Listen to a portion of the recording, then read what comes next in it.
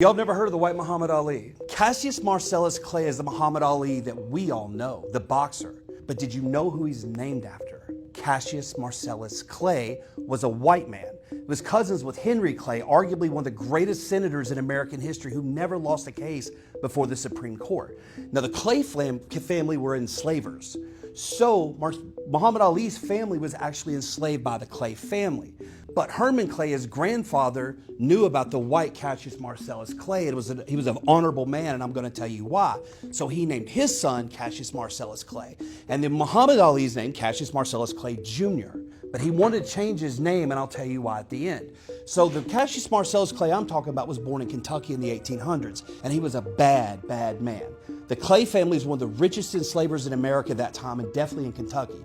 But he went up and saw a speech at Yale where a man was talking about slavery and how horrible it was. And he decided right then, he's done with slavery. Now, he's from an enslavement family.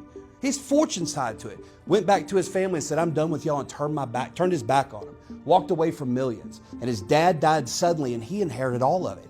He released all the enslaved Americans he had, giving up about $2 million in annual income, and doing so gave them land. Many elected to stay behind because of the way he treated them and gave them a life. He literally changed the way he looked at human beings. So he decided to devote his life to abolishing slavery.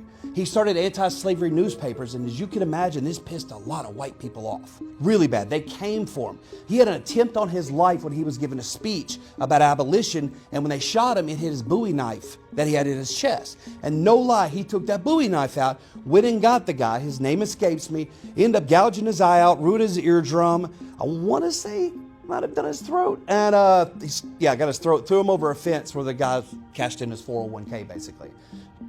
Cassius Marcellus Clay was a bad, bad man. He was also a duelist. Take 10 paces and turn around and shoot. He was considered the greatest duelist in American history. I believe he was 21-0.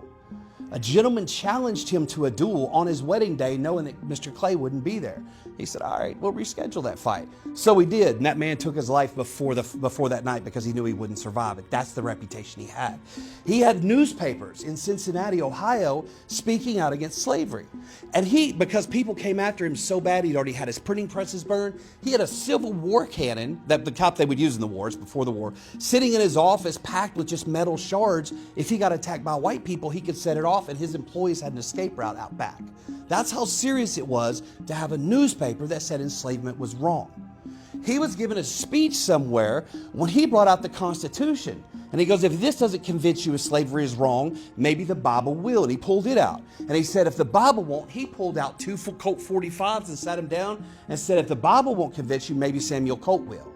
He was legendary for this. Well, he became very, very popular in America, especially in the North. Abraham Lincoln considered him for a running mate, right? But didn't, because he was too controversial. So he sent him to Russia to be the ambassador. So when the Civil War kicked off, Cassius Marcellus Clay told Russia, if you acknowledge the Confederacy, America will go to war with you next. Then he went to Great Britain and France and said, if you acknowledge a Confederacy, Russia's going to go to war with you.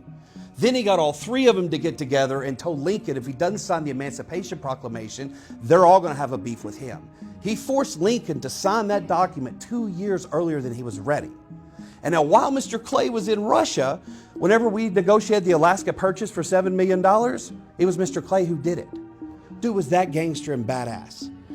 So anyway, he comes back here and he's retired, and one night he's divorced, and his estate's called Lion Hall in Kentucky. It's still there.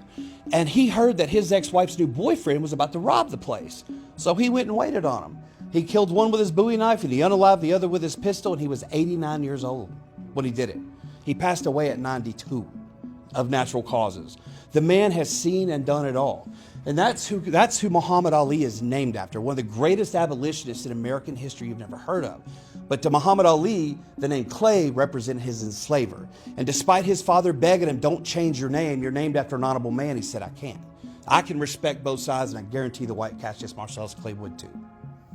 That's the white Muhammad Ali.